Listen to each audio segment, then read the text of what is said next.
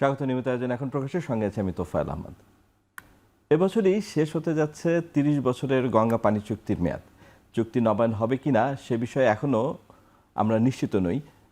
তবে গত মাসে কলকাতায় যৌথ কমিটি একটি বৈঠকে বসেছিল। এদিকে তিস্তা মহাপরিকল্পনা বাস্তবায়নে বেইজিংয়ের সহায়তা পাওয়ার আশ্বাস পেয়েছেন প্রধানমন্ত্রীর এই সাম্প্রতিক চীন সফরে। যেহেতু পানি সম্পদ ব্যবস্থাপনার উপর ভাটি অঞ্চলের মানুষের জীবন জীবিকা অনেকাংশেই নির্ভরশীল, তাই এ বিষয়ে বিশদ আলোচনার জন্য আজ স্টুডিওতে আছেন center for science tech policy and diplomacy সিএসটিডির নির্বাহী পরিচালক মালিক ফিদা খান এবং পানি সম্পদ বিশেষজ্ঞ প্রকৌশলী ম ইনামুল হক। আমরা উভয়কেই স্বাগত জানাই আজকের এই আলোচনায় আমাদের সাথে যোগ দেওয়ার জন্য। শুরুতে মালিক ফিদা খান, আপনার কাছে আসি যে আমরা অভিন্ন নদীর পানি বন্টন নিয়ে সবসময় আলোচনা হচ্ছে এবং আমরা আমাদের ভিতর আমরা দেখেছি যে আমাদের একটা বঞ্চনার ইতিহাস আছে আর কি অভিন্ন নদীর পানি বন্টন নিয়ে, বিশেষ করে গঙ্গা বা পদ্মা এবং তিস্তার ক্ষেত্রে। তো এবছর যেহেতু গঙ্গা পানি চুক্তির মেয়াদ শেষ হচ্ছে, আমরা এখনও ঠিক জানি না যে আসলে এই চুক্তি নবায়ন হবে না এই চুক্তি শেষ হয়ে যাওয়ার পরে আসলে কি এর ভবিষ্যৎ। তো এমন একটি অবস্থায় আপনি এটার সম্পর্কে আমাদের যদি একটু আলোকপাত করেন যে গঙ্গা চুক্তির ভবিষ্যৎ আসলে কি হবে আর কি এই বিষয়ে, যেহেতু আপনারা একই মানে এই ইন্ডাস্ট্রিতে আছেন, মানে পানি সম্পদ বিষয়ে, তো এটার ভবিষ্যৎটা কি আসলে? ধন্যবাদ আপনাকে। আসলে ঠিকই বলেছেন, এবছর ডিসেম্বরে এই ৩০ বছর ব্যাপী যে চুক্তি, গঙ্গা চুক্তি, এটা শেষ হয়ে যাবে। তো এটার জন্য জয়েন্ট রিভার কমিশন আছে, জানেন আপনি, যে বাংলাদেশ এবং ভারত যৌথভাবে এই চুক্তিগুলো কি হবে না হবে সেটি নিয়ে কাজ করে। তবে এর ব্যাপারে বাংলাদেশের সাইডেরও একটি প্রিপারেশন আছে। প্রিপারেশনগুলোর মধ্যে একটি অন্যতম হচ্ছে যে আমরা এই গঙ্গা চুক্তিটি যখন নবায়ন করবো, তো একটা আলোচনার মাধ্যমে নবায়নটা হয়ে থাকে সাধারণত। এবং আপনি যদি চুক্তিটা গঙ্গা বা গ্যাঞ্জেস আমরা যেটাই বলি না কেন, চুক্তিটা একটু দেখি, ওখানে কিন্তু বলা আছে যে মিউচুয়াল আন্ডারস্ট্যান্ডিংয়ের মাধ্যমে এই চুক্তির নবায়ন বা এক্সটেনশন এটাকে করা যাবে। তো এখন যেহেতু ডিসেম্বরে শেষ হচ্ছে, এখন আমরা জুন মাসে আছি এই মুহূর্তে, এখনও সময় আছে। তবে সরকার এখন সেই তাদের যে ব্যবস্থাপনা কিভাবে এটাকে এগিয়ে নিয়ে যাবে সেই দিকগুলো এখন কাজ করছে। যতদূর শুনেছি একটি কমিটি হয়েছে, উচ্চ পর্যায়ের একটি কমিটি হয়েছে, যে কমিটির মাধ্যমে প্রথমেই হয়তো দুই দেশের কমিশন লেভেলে বা মেম্বার লেভেলে, যেটাকে বলা হয় দুই দেশের যে যৌথ নদী কমিশন আছে, মেম্বার লেভেলে বৈঠক হয়। তারপর সাধারণত সচিব লেভেলে একটি বৈঠক হয় এবং পরবর্তীকালে মন্ত্রী পর্যায়ে একটি বৈঠক হয় এবং একটি পলিটিক্যাল কমিটমেন্টের মাধ্যমে কিন্তু চুক্তিটা হয়। আমরা যদি 96-এ যখন চুক্তিটা স্বাক্ষর হয়েছিল, আমরা যদি একটু খেয়াল করি পিছনে, আপনি দেখবেন তখন পশ্চিমবঙ্গে জ্যোতি বসু ছিল এবং তার একটা আন্তরিকতা ছিল এই চুক্তিটার ব্যাপারে, এবং ওদিকে দেবগৌড়ে ছিল প্রধানমন্ত্রী, এবং এই দুটার মধ্যে যখন একটা সুন্দর ম্যাচিং হয়েছে তখনই কিন্তু চুক্তিটা স্বাক্ষর হয়েছিল। আমার কাছে মনে হয় এবারও দুই সরকারই এই ব্যাপারে আন্তরিকতা থাকবে, কারণ এই নদীর হিস্সাটা শুধু একপক্ষিক না, এটা ডাউনস্ট্রিমে যেটা তাদের এটার প্রাপ্যতা আছে। এই প্রাপ্যতার প্রেক্ষিতেই আমার কাছে মনে হয় যে খুব শিগগিরই একটি ফলপ্রসূ আলোচনা শুরু হবে এবং এই আলোচনার মাধ্যমে এই চুক্তিটি নবায়ন হবে না পরিবর্তিত হবে না পরিমার্জিত হবে, সেই ডিসিশনগুলো নেওয়া হবে। আগেরবারের যে অভিজ্ঞতা বলছিলেন সেই অভিজ্ঞতা থেকেই বলছি যে আসলে সময় কি অনেক আছে, মানে এটা জুন মাস, মানে এটা তো 30 বছরের চুক্তির আমাদের তো অনেক অবজারভেশন আছে, কারণ অনেক সময় দেখা গেছে চুক্তিতে যে পানির হিস্সা পাওয়ার কথা সেটা আমরা পাইনি। তারপরে রাজনৈতিক উইলেরও বিষয় আছে, সদিচ্ছারও বিষয় আছে। তো মানে দেখুন, দীর্ঘমেয়াদী চুক্তি করার জন্য যথেষ্ট সময় হাতে আছে না, এটা ঠিক বলেছেন, একদম যে যথেষ্ট সময় আছে ব্যাপারটা তা নয়। তবে এটা চুক্তির আগে আমাদের সাধারণত এই ধরনের যখন আমরা কোনো আলোচনায় বসি, কিছু আমাদের হোমওয়ার্ক করতে হয় বা কিছু আমাদের আনুষঙ্গিক ডেটা বিশ্লেষণ করে করতে হয়, সেই জায়গাগুলোতে আমাদের তৈরি আছে। এবং দর কষাকষি বিষয়টা আমরা তো বাংলাদেশকে সবসময় বলা হচ্ছে যে আমরা নানা কারণেই হয়তো ছোট দেশ বা ভাটি দেশ হিসেবে অনেক জায়গায় আমরা দর কষাকষিটা ঠিকমতো করতে পারি না, বা দর কষাকষি করতে গেলে তো সময়েরও প্রয়োজন আছে। জি, দর কষাকষি ব্যাপারটা আমি বলবো এটা পুরোটাই ডিপেন্ড করে যে তার স্কিলের উপর। আমরা এর জন্য একটি নতুন সাবজেক্টই হয়েছে যেটাকে বলা হয় ওয়াটার ডিপ্লোম্যাসি, মানে কিভাবে আপনি ডিপ্লোম্যাটিক্যালি আরেকটা দেশকে কিভাবে বলবেন, সেখানে অনেকগুলো উদাহরণ হিসেবে আসতে পারে। যেমন আমাদের দুটি ইন্টারন্যাশনাল কনভেনশন আছে 1992 বা 1997, সেখানে খুব সুন্দরভাবে দুটি কথা খুব ভালোভাবে বলা হয়েছে। একটি বলা হয়েছে ইকুইটেবল, মানে সম্মতার বেসিসে পানির বন্টন, আরেকটা বলেছে নো হার্ম, মানে আমরা কেউ কাকে হার্ম করব না। তার জন্য আমার কাছে যেটা মনে হয় যে আমাদের পক্ষ থেকে, বাংলাদেশের পক্ষ থেকে সরকার ওয়াকিবহাল, এবং তাদের যে ধরনের হোমওয়ার্ক করা দরকার সেই ধরনের হোমওয়ার্কও তারা করেছেন। এখন যেটা দরকার অচিরে আলোচনায় বসা, কারণ আলোচনা এমন না যে একদিনেই আলোচনাটায় আমরা কোনো একটি নিশ্চিত কোনো জায়গায় পৌঁছাতে পারবো। এটা একটা দীর্ঘ আলোচনার বিষয় আছে। তো সেই সেন্সে আমি বলবো যে একদম যে সময় খুব বেশি আছে ব্যাপারটা তা নয়, তবে চুক্তি স্বাক্ষরের সবচেয়ে বড় বিষয়টি, সেটা আমাদের মাথায় রাখতে হবে, এটা হচ্ছে একটা পলিটিক্যাল লেভেলে ডিসিশনটা হয়। আমরা যখন এগুলোকে টেকনিক্যাল লেভেলে ডিসকাশন করি, খুঁটিনাটি কোন জায়গাগুলো আসতে পারে, কোন জায়গাগুলো ডিপ্লোম্যাটিক্যালি ডিসকাশন হতে পারে, সেই জায়গাগুলো কিন্তু আমরা দুই পক্ষই মোটামুটিভাবে জানি যে কে কোন পক্ষগুলো বলবে। কিন্তু এখানে যদি হাইয়েস্ট লেভেলে, আমি যেটাকে বলবো প্রধানমন্ত্রী লেভেলে, যদি পলিটিক্যাল সেই কমিটমেন্টটা না থাকে, তাহলে চুক্তি স্বাক্ষরে হয়তো ডিফিকাল্টিস ফেস করতে হতে পারে। ধন্যবাদ জনাব মালিক ফিদা খান। জনাব ইনামুল হক, ফারাক্কাবাদ নিয়ে তো ভারতের ভিতরেও অসন্তোষ আছে, এবং বিহারের মুখ্যমন্ত্রী নীতিশ কুমার নিজেও ফারাক্কাবাদ অপসারণের দাবি তুলেছেন। তাহলে আমরা মানে এই যে এখন ওইভাবে আমাদের তরফ থেকে জোরালোভাবে এ ধরনের কোনো দাবি নেই, আমরা এখন চুক্তি করেছি, চুক্তি নবায়ন হবে কিনা সেটা নিয়ে আছি। আমরা কেন মানে জোরালোভাবে এই দাবি তুলি না যে ফারাক্কাবাদের অপসারণ হওয়া দরকার, যেখানে ভারতের ভিতরেই একটা বড় ফোর্স আছে, তারাও এটা চায়। ফারাক্কাবাদকে অপসারণ সম্ভব, বা এই দাবি তোলা কি যৌক্তিক? না, ফারাক্কা ব্যারেজের উপরে অনেকগুলো ইনফ্রাস্ট্রাকচার আছে, যেখানে রেলওয়ে আছে, রোড আছে, তাই না? একটা ইন্টারকানেক্টিং নর্থ অ্যান্ড সাউথ ওয়েস্ট বেঙ্গলে। তো এটা অত সোজা না যে আমি এটাকে অপসারণ হয়ে যাবে। এখন ওদের যে সমস্যাগুলো আছে সেগুলো মিটিগেশন করা দরকার। সিল্টেশন হতে পারে আপস্ট্রিমে, সেখানে সিল্ট এক্সক্লোডার থাকে, সেগুলো ঠিক মতো কাজ করছে কি না সেটা দেখতে হবে। তো আমরা কি করতে পারি? আমরা এমন কিছু নয় যে ওখানে একটা ভারতের সঙ্গে একটা বৈরী নীতি নিব, সেটা ঠিক না। বরং একটা জনগণের স্বার্থে, জনস্বার্থে আমাদের ডিপ্লোমাসিটা বা পলিটিক্সটা হওয়া দরকার। যার জন্য আমি একটা বলি যে এটা ফারাক্কা ব্যারেজের ডাউনে আমরা বোথ আর ডাউনস্ট্রিম, ওয়েস্ট বেঙ্গলও ডাউনস্ট্রিম, বাংলাদেশও ডাউনস্ট্রিম, এবং এটা নয় যে আমরাই ডাউনস্ট্রিম, তা না। আচ্ছা, সাপোজ উজানে হলো বিহার বা উত্তরপ্রদেশের লোকেরা, তো এটা তারা বেনিফিটেড হবে, পশ্চিমবঙ্গ তো বেনিফিটেড হচ্ছে না, তাই না? উপরে যদি পানিটা আটকে রাখে ইত্যাদি, তাহলে পানিটা চলে যাওয়া নিয়ে আগে অনেক কথা ছিল যে পানিটা ডায়মন্ড হারবারের দিকে গিয়ে খুব একটা উপকার করছে না। ঠিক আছে, অতটুকু পানি আর কি উপকার করতে পারে? আমাদের ক্ষতি করছে। যেমন তিস্তা ব্যারেজ থেকে পানিটা, গজলডোবা ব্যারেজ থেকে পানিটা সব নিয়ে নিচ্ছে, আমাদের ক্ষতিটা হচ্ছে। তাদের যে খুব একটা উপকার হচ্ছে তা না, সেটা আমি প্রমাণ করতে পারবো।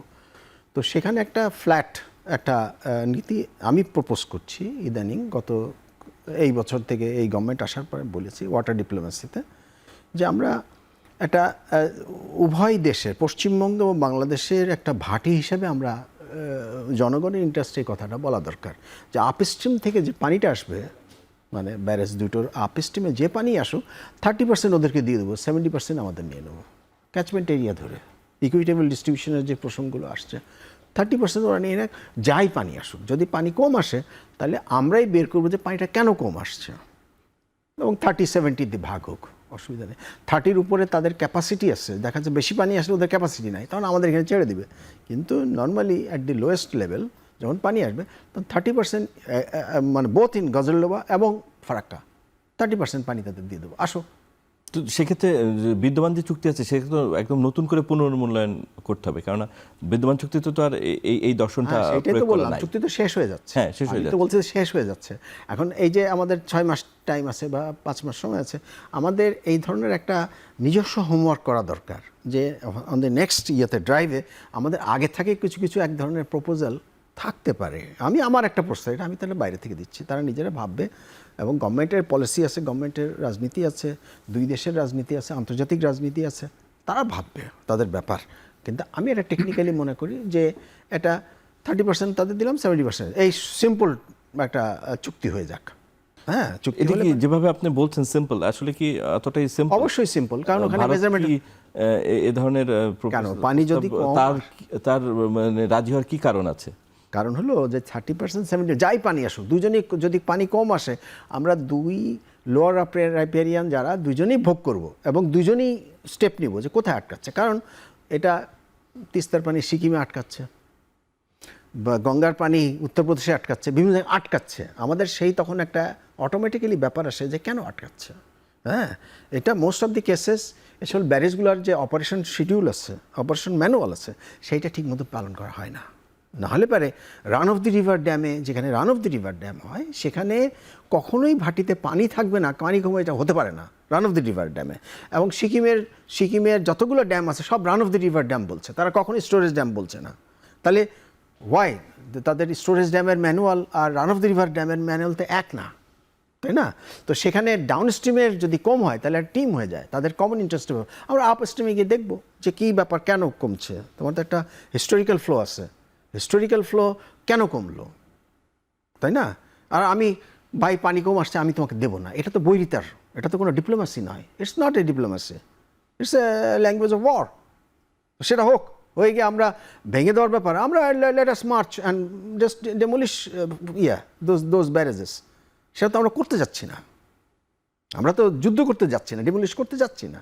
তাহলে আমাদের একটা ডিপ্লোমেসিটা থাকা দরকার, যেটাতে ওপারের মানুষ আর এপারের মানুষ দুজনের স্বার্থটা আমরা, হ্যাঁ তোমাকে ভাই ঠকাই নাই, এও বলে যে না আমরা ঠকাই নাই, আমরা তোমার ব্যাপারও দেখছি, তোমার ব্যাপারও দেখছি। যেটা ইকুইটেবল কথাটা বললো কনভেনশনে, যেটা আছে ইকুইটেবল ডিস্ট্রিবিউশন, যেটা সেই দিকে আমাদের একটা ডিপ্লোমেসি, যেটাকে ওয়াটার ডিপ্লোমেসি ফিদা বললেন, সেইটা আমাদের খুব সিরিয়াসলি চিন্তা করা দরকার, যে with this given situation or with this past experience, তাই না? একটা এবং উইথ দিস প্রেজেন্ট ইয়েতে কনটেক্সটে আমরা কী করতে পারি, কীভাবে আমরা, কারণ এটা তো ছোটোখাটো ব্যাপার না। আজকে তারেকের গভর্নমেন্ট আছে, বিএনপি গভর্নমেন্ট চলে যাবে, নতুন গভর্নমেন্ট আসবে, কিন্তু 30 বছরের চুক্তি হয়ে যাবে। এবার তো আমরা 20 বছরের চুক্তি করব না, হয় দেয়ার উইল বি নো চুক্তি অথবা চুক্তি। যেমন এর সাথে সময় চুক্তি ছিল না, তখন একটা মেমোরান্ডাম আন্ডারস্ট্যান্ডিংয়ে চলতো, অথবা ছিলও না, একটা সময় একটা ছিলও না। তো তাহলে চুক্তি করলে তো ভাই 30 বছরের চুক্তি হবে, কারণ 30 বছর ছিল যেহেতু পুরনো, মিনিমাম 30 বছরের হবে।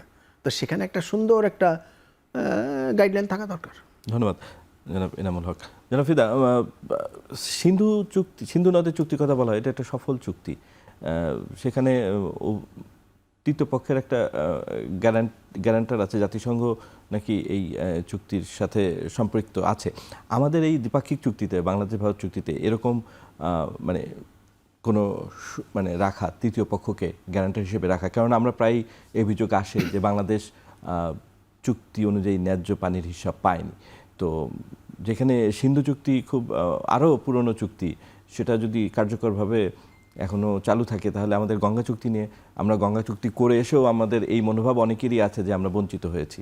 তো সেটা যেন এবার না হয়, সেজন্য চুক্তি করতে গেলে এ ধরনের মানে প্রভিশন বা এই ধরনের তৃতীয় পক্ষকে বা এমন কোনো পক্ষকে সংযুক্ত করা যেটা এই চুক্তির গ্যারান্টার হিসেবে কাজ করবে। আপনি যেটা বলছেন, যেমন ইন্ডিয়া এবং পাকিস্তানের মধ্যে একটি চুক্তি আছে, সেটা হচ্ছে ইন্ডাস্ট্রিতে একটা সবচেয়ে বিউটি হচ্ছে কি জানেন, যখনই কোনো ডিসপিউট হবে সেটা রিজলিউশনের একটা বাইন্ডিং তাদের একটি ল আছে, যেটা আমাদের এই গঙ্গা চুক্তিতে ওইভাবে কোনো বাইন্ডিং কোনো কিছু ক্লজ আমরা রাখতে পারিনি। মানে ডিসপিউট হলে ওটাকে রিজলিউশন করার জন্য আমি বলবো যে মেডিয়েটর যেটা রাখা হয় সাধারণত, ওরকম করে থার্ড পার্টিকে রাখা হয় যখন কোনো নেগোসিয়েশন ফেল করে তখন। যেমন ইন্ডাস ট্রিটিটা যদি দেখেন পাকিস্তান এবং ইন্ডিয়ার মধ্যে, সেখানে ওয়ার্ল্ড ব্যাংক মেডিয়েটর হিসেবে কাজ করেছিল, একটা সমঝোতা করে দিয়েছিল। আমি যে জায়গাটা বলবো যে আমাদের গঙ্গা চুক্তিটি যেভাবে হয়েছে, গঙ্গা চুক্তি কিন্তু 96-এর একটি চুক্তি নয়, 77 সালে কিন্তু একটা চুক্তি হয়েছিল বিএনপি গভর্নমেন্টের সময়, তখনকার 5 বছর ম্যাপি, এবং সেই চুক্তিতেও কিছু পজিটিভ সাইড আছে। আমাদের যেটা করতে হবে, যেমন আমার সমালোচক বলছিলেন যে 70-30, আসলে এটাকে আপনি গাণিতিকভাবে বা আপনি তথ্য দিয়ে এটাকে বোঝাতে হবে কেন আমাদের দরকার। তার মধ্যে একটি অন্যতম হচ্ছে যে নদীর একটি জীবন্ত সত্তা আমরা বলে থাকি। দেখবেন যে বাংলাদেশে হাইকোর্ট থেকে এটা একটা রায় দিয়েছে। তার মানে জীবন্ত সত্তা মানে নদীরও কিছু পানির দরকার আছে। এটা গ্লোবালি এখন রিকগনাইজ, সেটাকে বলা হয় যে এনভায়রনমেন্টাল ফ্লো, মানে নদীর ইকোসিস্টেমের জন্য কিছু পানি দরকার। আপনি সব পানিটাকে উইথড্র করে সেটাকে এগ্রিকালচার বা ইন্ডাস্ট্রিকে কাজে না লাগিয়ে নদীকে বাঁচিয়ে রাখার জন্য নদীরও একটি পানি দরকার, সেটাকে আমরা এনভায়রনমেন্টাল ফ্লো বলি। এগুলো এই ৭৭ বা ৯৬ চুক্তিতে এই জায়গাগুলোতে নেই। নেভিগেশনের কথা বলা হয়নি। তারপর আমাদের ওয়াটার কোয়ালিটির বিষয়গুলো নেই। এই জায়গাগুলো নিয়ে ডিসকাশন আনতে পারা যেতে পারে। অতএব আমরা যদি এখানে পারে কেন, আনাই তো উচিত, আনা উচিত। আমার মনে হয় আমাদের সেই প্রিপারেশন আছে। আমি যেহেতু দীর্ঘ সময় পয়েন্টগুলো আগে আলোচিত হয়নি বা আমরা মিস না, আলোচনা হয়তো হয়েছে, কিন্তু হয়তো ৯৬ তো ওইভাবে ৯৬ তো ওই সময় আলোচনা ওইভাবে হয়নি, কিন্তু ৯৬ পরবর্তীতেও আমাদের ৩০ বছর পার করে দিয়েছি। আমরা এর মধ্যে অনেক সমৃদ্ধশালী করেছি নিজেদেরকে ওয়াটার ডিপ্লোম্যাসিতে, যে কোন কোন এলিমেন্টসগুলো চুক্তির মধ্যে সংযুক্ত করা যেতে পারে। এই যে 70 বা 30%-এর একটা যে আমরা কথা বললাম, এই জিনিসটাকে আমরা যেটাকে এনভায়রনমেন্টাল ফ্লো হিসাবে কিন্তু দিলে এরকম একটা কিন্তু ডিভিশন হতে পারে বা এর কাছাকাছি যেতে পারে। আমার কাছে যেটা মনে হয় সবচেয়ে বেশি এখন যেটা দরকার আলোচনার টেবিলে, এনভায়রনমেন্টাল ফ্লো এবং আরেকটি হচ্ছে water quality is big issue এখন আমাদের ট্রান্সবাউন্ডারি ওয়াটার। আপনি তো শুধু একটা কোয়ান্টাম অফ ওয়াটার পেলেই হবে না, একটা কোয়ালিটি ওয়াটারও আমাদের দরকার, যেন সেই ওয়াটার কোয়ালিটিটাকে দিয়ে আমরা আমাদের এগ্রিকালচার, ইন্ডাস্ট্রি বা ডোমেস্টিক পারপাসে আমরা যেন ইউজ করতে পারি। অতএব সেই জায়গাগুলো এই চুক্তিতে আসা দরকার। আমার কাছে যেটা মনে হয় যে এই চুক্তির ব্যাপারে দুই পক্ষেরই কিন্তু টেকনিক্যাল যে বিশ্লেষণ, এটা কিন্তু এখন তারা অনেক সমৃদ্ধশালী। 96-এর পর্যায়ে কিন্তু এখন নেই, এখন 2026, তার মানে 30 বছরের মধ্যে আমরা নলেজের ব্যাপারে বলেন, ইনফরমেশনের ব্যাপারে বলেন, অনেক সমৃদ্ধশালী হয়েছি। আমাদের এখন যেটা দরকার ইমিডিয়েটলি আলোচনা করা দরকার এবং আলোচনায় এই জিনিসগুলো নিয়ে আসা উচিত। তবে যদি আমি যেটা বলছিলাম যে দুটি প্রিন্সিপালের কথা, সাম্যতার কথা এবং নো হার্ম, কাউকে আমরা ক্ষতি করব না, যদিও আমরা দুটি কনভেনশনে বাংলাদেশ শুধু একটাতে রেটিফাই করেছে 1992, আর এই পুরো আমাদের যে জিবিএম বেসিনস যেটাকে আমরা বলি, মানে বাংলাদেশ, ইন্ডিয়া, চায়না, নেপাল, ভুটান, এই 5টি দেশের মধ্যে কোনো দেশ কিন্তু রেটিফাই করেনি। তারপর আমি বলবো রেটিফাই না করলেও আলোচনার টেবিলে শ্রদ্ধার সাথে এই কনভেনশনের যে মূল প্রিন্সিপালগুলোকে আমাদের ঐক্যমতে এসে আলোচনা বসা উচিত। তাহলে আমরা অনেক ইজিভাবে, আপনি যে কথাগুলো বলছেন যে এতই কি সহজ, তখন অনেক সহজভাবে এই যেগুলোকে আমরা সমাধান করে নিয়ে আসতে পারবো। আরেকটি জিনিস মাথায় রাখতে হবে, আমরা বলে থাকি যে প্রায় পৃথিবীতে 276টি ট্রান্সবাউন্ডারি বেসিন আছে এবং আমরা বলে থাকি যে এই ট্রান্সবাউন্ডারি রিভারকে চিন্তা করতে হবে উইদাউট এনি বর্ডার। এটাকে বলা হয় যে water resource without any border. তো এই মাথা থেকে যদি এই কনসেপ্টটা আমরা নিয়ে যখন আলোচনা টেবিলে বসবো যে একটা রিভারকে আমাকে বাঁচাতে হবে, পুরো সেই রিভারের একটা পার্ট ইন্ডিয়াতে থাকতে পারে, চায়নাতে থাকতে পারে, ভুটানে থাকতে পারে, বাংলাদেশে আসতে থাকতে পারে, পুরো সিস্টেমটাকে নিয়ে চিন্তা করতে হবে। তাহলেই চুক্তিতে যেই জায়গাগুলো এখনও লুপহোলস আছে বা চুক্তির যে আমরা এক্সটেনশনের কথা বলছি বা পরিবর্তনের কথা বলছি, পরিমার্জনের কথা বলছি, সেই জায়গাগুলোতে সম্ভব। এখানে সদিচ্ছার কোনো বিকল্প নেই। এবং আপস্ট্রিম কান্ট্রি হিসাবে আমি বলবো ভারত এবং বিশেষ করে গঙ্গাতে ভারত, নেপাল এবং চায়না, তাদেরকে কিন্তু ফিল করতে হবে যে আমাদের বাংলাদেশের এই পানির প্রয়োজনীয়তা কেন, শুধু এগ্রিকালচারের জন্য নয়, আমাদের বায়োডাইভার্সিটি, আমাদের স্যালানিটি, অনেক কিছুর জন্য আমাদের সামগ্রিকভাবে এই ড্রাই সিজনের এই পানিটার প্রয়োজনীয়তা আছে। ধন্যবাদ জনাব ফিদা। বিরতিতে যারা একটু প্রশ্ন রেখে যাই, বিরতির পরে আমি উত্তরটা জনাব এনামুল হক আপনার কাছে নিব। সেটা হচ্ছে যে অনেক সময় এই অভিযোগ পাওয়া যায় যে আমরা যে দর কষাকষির ক্ষেত্রে সবসময় দুর্বল এবং যৌথ নদী কমিশনের যে বিশেষজ্ঞ দল সেটা অনেকটা আমলা নির্ভর, আসলে কি তাই? আর আরেকটি প্রশ্ন সেটা হচ্ছে যে জাতীয় একটি ইস্যুতে শুধু G2G মানে সরকারের সাথে সরকারের আলোচনা, এর বাইরে সারা দেশের মানুষ কোথায়? আমরা তো সেমিনার সিম্পোজিয়াম থেকে কিছু হয়তো কণ্ঠস্বর বা আমরা ভয়েস পাই, কিন্তু এরকম একটা জাতীয় ইস্যুতে সাধারণ মানুষকে বা একটা কনসেনসাস নেওয়ারও তো একটা বিষয় আছে, সেটা কিভাবে নেওয়া সম্ভব? আমরা বিরতির পরে সে উত্তরটি নেব আপনার কাছে। দর্শক, আমরা একটা বিরতিতে যাচ্ছি, ফিরে আসছি একটু পরে।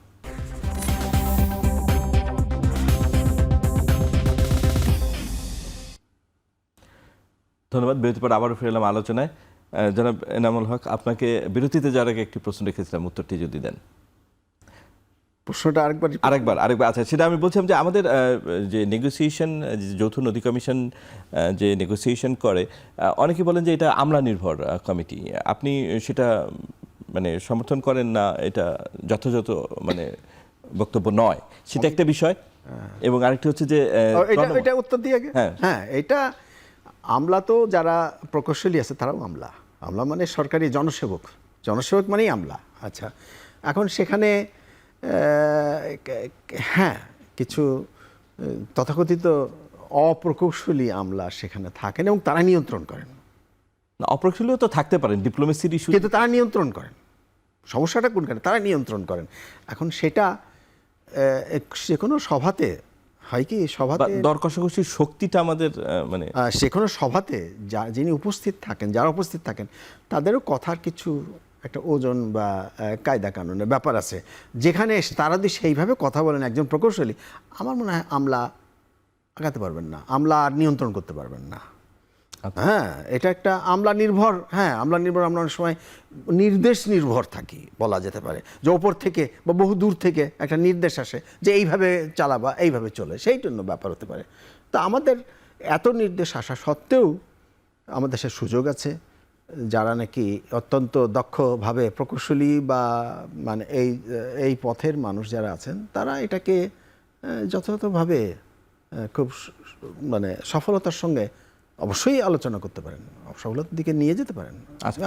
আরেকটি বিষয় যে ওই যে যেটা বলছিলাম যে আলোচনা তো সরকারের থেকে সরকার পর্যায়ে হচ্ছে, কিন্তু জনগণের সম্পৃক্ততা বা তাদের ভয়েসটা গঙ্গা চুক্তির বিষয়ে, গঙ্গার পানি চুক্তির বিষয়ে, সেটা তো সরকার আমলে যদি না তুলি, সেটা সরকার আমলে নিবে কিভাবে, বা আমরাই বা কি করতে পারি জনগণ তাদের ভয়েসটা এই বিষয়ে কিভাবে তুলতে পারে, বা জনগণের ইন্টারেস্টে কিভাবে ইনকর্পোরেট করা যায় এই না, জনগণের ভয়েস সবসময় আছে। আমাদের মিডিয়া এখন খুব স্ট্রং, অনেক ভার্সেটাইল, অনেক ব্যাপকভাবে।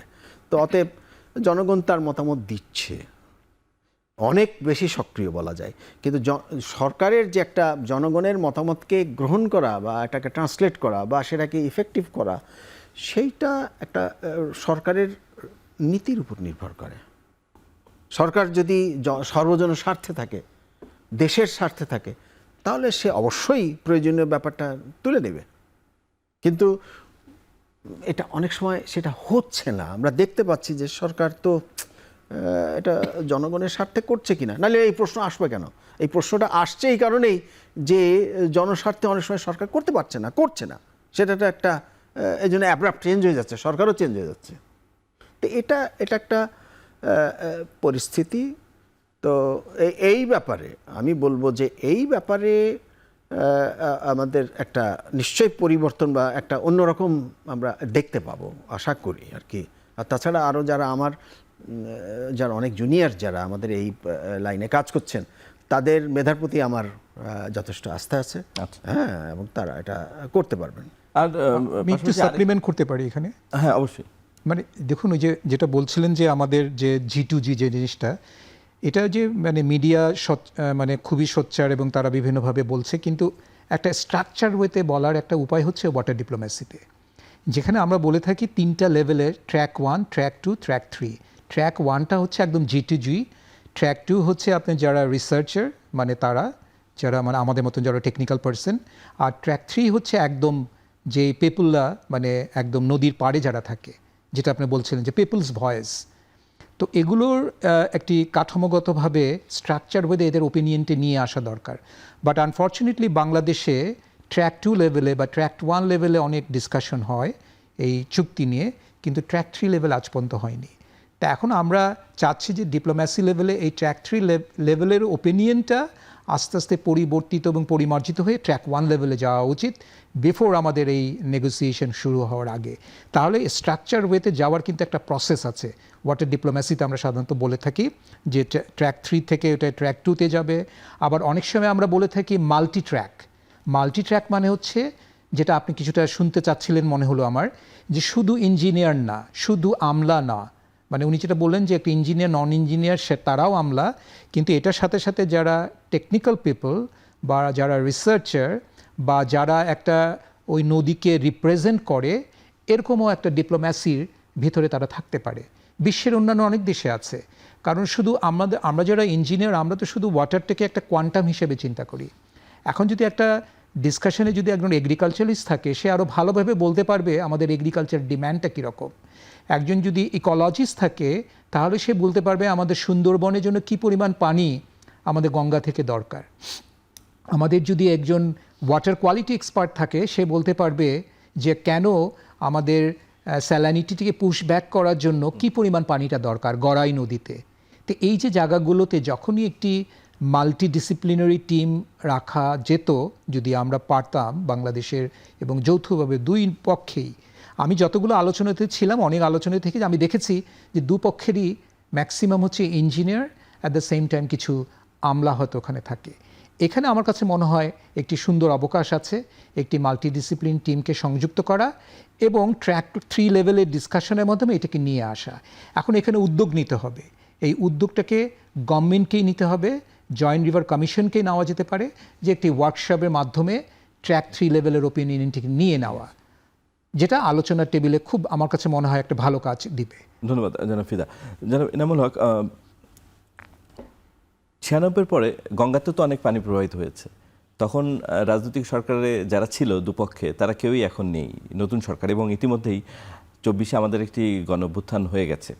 তো রাজনৈতিক যে পট পরিবর্তন, এটার তো একটা প্রভাব পড়বেই চুক্তিতে, সেটা তো অস্বীকার করার উপায় নেই।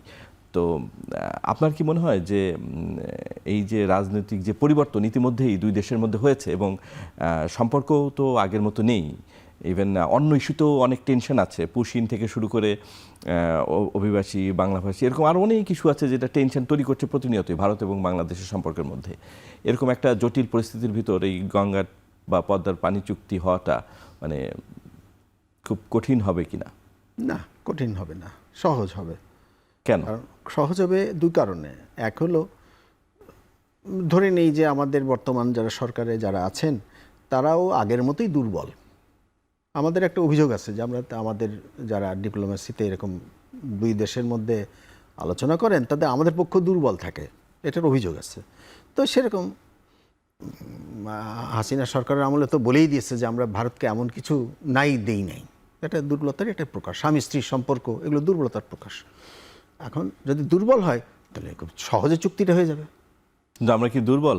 না না, আমি বলি দুটো পথ। একটা আরেকটা হলো যে আমরা দুর্বল না, তাহলে তো ভাই যুক্তি দিতে হবে। আজকে যে অভিযোগটা এতকাল ছিল যে এটা আমলা নির্ভর কিংবা আমরা সভা করতে পারি না, আমরা দুর্বল, তাহলে তো ভাই মাথার মধ্যে কিছু থাকতে হবে, হোমওয়ার্কটা ভালো হতে হবে। তাহলে সেই ধরনের লোকজন যদি আসে, আমি নিশ্চিত যে বাংলাদেশের যারা যে পক্ষ কথা বলবে তাদের ভিতরে গুণ সম্পন্ন মানুষ, মেধা সম্পন্ন মানুষ এবং দূরদৃষ্টি সম্পন্ন মানুষ বসলে খুব সহজেই ভারতের কাছ থেকে মানে ভালো চুক্তি, ফলপ্রসূ চুক্তি বা যেমন আমি একটা উদাহরণ দিই, সের উদাহরণ হলো তিস্তা যখন চুক্তি হতে যাচ্ছিল তখন রমেশচন্দ্র রয় আমাদের তৎকালীন পানিমন্ত্রী বললেন যে আমরা ৩,৫০০ কিউসেক পানি পেয়ে যাচ্ছি। একটা মন্ত্রী তো মানে এরকম সোজাসুজি না জেনে তো বলার কথা না, তাহলে হয়ে যাচ্ছিল। কিন্তু পরে তিস্তার আমাদের মমতা বললেন তিস্তায় তো জল নেই, সমস্যার সৃষ্টি হয়ে গেল। এর বিপরীতে আমাদের সেই কথা ছিল না, আমরা তো বলতাম দিদি কে বললো জল নেই, কোথায় জল নেই, কে আটকে দিচ্ছে। পশ্চিমবঙ্গের যারা রাজনীতিবিদ তাদের ভাষাগুলো অন্যরকম, তো এখানকার মানুষরা তাদেরকে ট্যাকল করার মতো সেই ধরনের ভাষা থাকতে হবে। আমি যদি ভাষা না নিয়ে আমি বলি যে গোসা করে থাকলাম বা বললাম যে দিল্লি আমাদের দিচ্ছে না, আমি দিল্লি ঢাকা কথা বলবো, ওদেরকে ইগনোর করে, এটা ডিপ্লোমাসি না, এটা প্রো পিপল ডিপ্লোমাসি না। এটা এমনভাবে কথা বলতে হবে, দায়িত্ব নিয়ে বলতে হবে। তো সেই ধরনের যদি হয় তাহলে সহজে চুক্তি সম্ভব। তাহলে দুটো ক্ষেত্রেই দেখা যাচ্ছে যে চুক্তি হওয়াটা কোনো অসম্ভব কিছু না। আচ্ছা, ধন্যবাদ জনাব ইনামুল হক। ছোট করে, আমাদের সময় কম, আমাদের বিরতিতে যেতে হবে। মানিক জনাব ফিদা, যে আগের চুক্তির বাস্তবতায় আপনি বলছিলেন যে যদি সংক্ষেপে বলেন যে আসলে কোন কোন জায়গাটায় আমাদের নজর দেওয়া দরকার আর কি কি পরিবর্তনগুলো আনার জন্য কাজ করা দরকার। দেখুন, প্রথমে আমি বলবো যে আমাদের যে চুক্তিতে আমরা অ্যাভেলেবিলিটিটা দেখি ফারাক্কা পয়েন্টে, এটা সামগ্রিক যে বেসিন এরিয়া, ক্যাচমেন্ট এরিয়া, এটা এখানে নিয়ে আসা দরকার। আমাদের চুক্তির মধ্যে এনভায়রনমেন্টাল ফ্লোটা নাই, এটাকে ঢুকানো যেতে পারে। আমাদের নেভিগেশন নাই, এটাকে ঢুকানো যেতে পারে। আমাদের এখানে ওয়াটার কোয়ালিটি ইস্যুটা নেই, এই জায়গাগুলো ঢুকাতে যেতে পারে। আরেকটি সবচেয়ে বড় যেটা জিনিস, যেটা হচ্ছে আমাদের ফিউচারের জন্য ক্লাইমেট চেঞ্জের ইম্প্যাক্ট, যেটা 96-এর চুক্তিতে বা 77-এর চুক্তিতে কোনোটাই ছিল না, এই জায়গাগুলোকে আমরা পরিবর্তিত বা এটার মধ্যে ইনক্লুশন আমরা করলে ন্যূনতম পানি নিশ্চয়তা, ন্যূনতম ওই তো পানি আগেই নিশ্চয়তা বল- অবশ্যই আগে বলছে ন্যূনতম পানি নিশ্চয় যেটা গ্যারান্টি ক্লজ বলি, আপনি দেখবেন যে 77-এ একটি গ্যারান্টি ক্লজ আছে। অনেকেই বলে 96-এ কোনো গ্যারান্টি ক্লজ নাই। 96-এ কিন্তু এক ধরনের গ্যারান্টি ক্লজ আছে। কি ধরনের? আমাদের এই 5 মাসের জন্য চুক্তিটা হয়। এই 5 মাসের মধ্যে আপনি 1.5 মাস দেখবেন যে সেটাকে আমরা বলি মার্চ এর 11 তারিখ থেকে মে 10 পর্যন্ত, এটা অল্টারনেটিভলি বাংলাদেশ 10 দিন 35,000 কিউসেক পাবে, ইন্ডিয়া আবার 10 দিন 35,000 কিউসেক পাবে। এইভাবে অল্টারনেটিভলি এই 6টা দশক, মানে 10 দিনের দশকে এটাও এক ধরনের গ্যারান্টি ক্লজ 96-এ আছে। বাট 77-এর গ্যারান্টি ক্লজটা আরও বেশি স্ট্রং। এই জায়গাগুলোতে আলোচনায় নিয়ে আসা দরকার। ধন্যবাদ জনাব ফিদা। আমাদের আরেকটা বিরতি নেওয়ার সময় আছে। দর্শক, আমরা আরেকটা বিরতি যাচ্ছি, ফিরে আসছি একটু পর।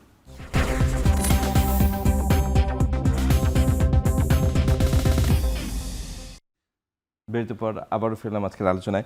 জনাব এনামুল হক, আমরা দেখেছি যে ফারাক্কা ব্যারেজ বা গজলডোবা যে ব্যারেজ আছে, সে কারণে জিকে প্রকল্প বা তিস্তা ব্যারেজ খুব একটা ফলপ্রসূ হয়নি।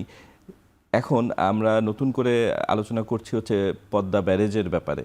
তো অনেকেই বলছেন যে এটা গঙ্গায় যদি পানি না থাকে বা চুক্তি যদি ফলপ্রসূ একটি চুক্তি না হয়, তাহলে এই গঙ্গা ব্যারেজ প্রকল্প একটি আত্মহননের উদাহরণ হয়ে দাঁড়াবে।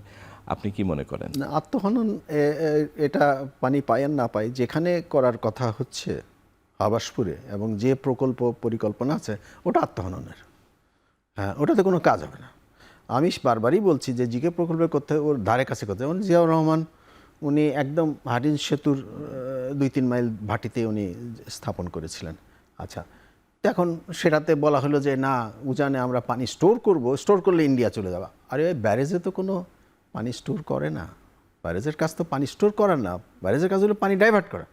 তো এখন সেখানে এখন আর জিয়াউর রহমান যেখানে জায়গা স্থির করেছিলেন সেখানে করা সম্ভব না, কারণ অপর পিঠে এখন রূপপুর একটা প্রকল্প দাঁড়িয়ে গেছে, সেখানে এই জায়গাটা নাই, সম্ভব না। হ্যাঁ, তো সেখানে আমাদের অরিজিনাল জায়গা যেটা গড়াইয়ের মুখে, সেখানে ব্যারেজ স্থাপন করলে পানি ভাই পাবো, পানি যদি কম পেলেও পাবো, যেটার কারণে ওখানে করলে আমরা জিকে প্রকল্পে পানি দিতে পারবো, খুব সহজেই দিতে পারবো। তালবাড়িয়া থেকে সোজাসুজি জিকে খালের পর্যন্ত ওখানে খাল কাটলে পরে ওখানে রেলের মানে জায়গা পদ্মা আছে। ব্যারেজ করাটা হবে। আমি পদ্মা ব্যারেজ আমি যদি বলি যে না আমি ভাগ্যকুলে করব, এরকম না, মানে প্রস্তাব যদি আছে। গড়াইয়ের আমি মুখে না, করা হয়। গড়াইয়ের মুখে করলে পারে অবশ্যই, এবং সেটা পাকিস্তান আমল থেকে বলা হচ্ছে ওখানে করার জন্য, এবং যেটা ভালো 50-এর দশকে ওখানেই প্রস্তাব ছিল।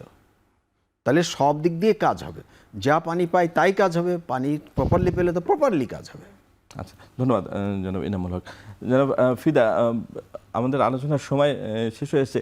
তিস্তা মহাপরিকল্পনা নিয়ে, মহাপরিকল্পনা তো চায়না একটি প্রস্তাব দিয়েছে, সে পরে ইন্ডিয়াও একটি প্রস্তাব দিয়েছে।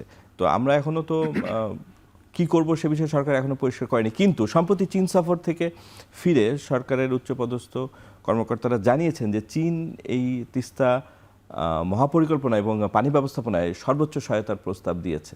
সরকার সেটা খুশি মনেই গ্রহণ করেছে, এরকমই আমরা জানতে পেরেছি।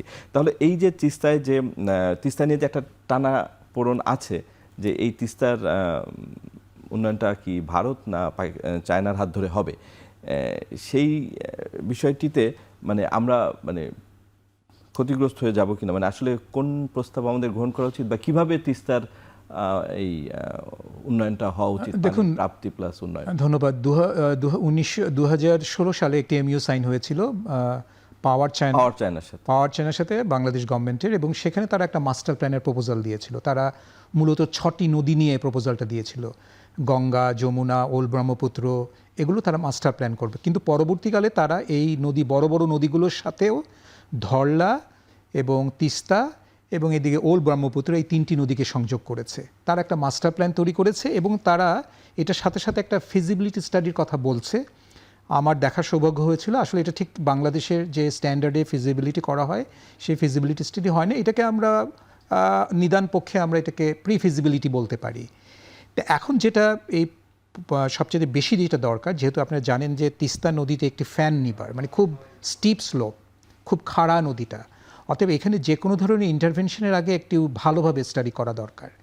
তা আমি যতদূর শুনতে পেরেছি যে গভর্নমেন্ট, বর্তমান সরকার একটি ডিসিশন নিয়েছে, তারা আমাদের দেশীয় প্রকৌশলীদেরকে দিয়ে বা দেশীয় সংস্থা দিয়ে তাদের এই স্টাডিটাকে পরিচালনা করবে। তার মানে একটা ফিজিবিলিটি স্টাডি শুরু হবে। এখন চায়নাতে যেই প্রধানমন্ত্রী লেভেলে যে ডিসকাশনটা হয়েছে, সেখানে যেহেতু ধরেন এই ধরনের একটা রিভারকে মহাপরিকল্পনা বাস্তবায়নে আমাদের যেহেতু ওই ধরনের অভিজ্ঞতা নেই, তার জন্য টেকনিক্যাল কোনো ধরনের হেল্প নিতেই পারে। তবে আমি পার্সোনালি বলবো এই ধরনের পরিকল্পনা বাংলাদেশের সে সক্ষমতা আছে বাস্তবায়নে, এবং এটা বাংলাদেশেরই করা উচিত।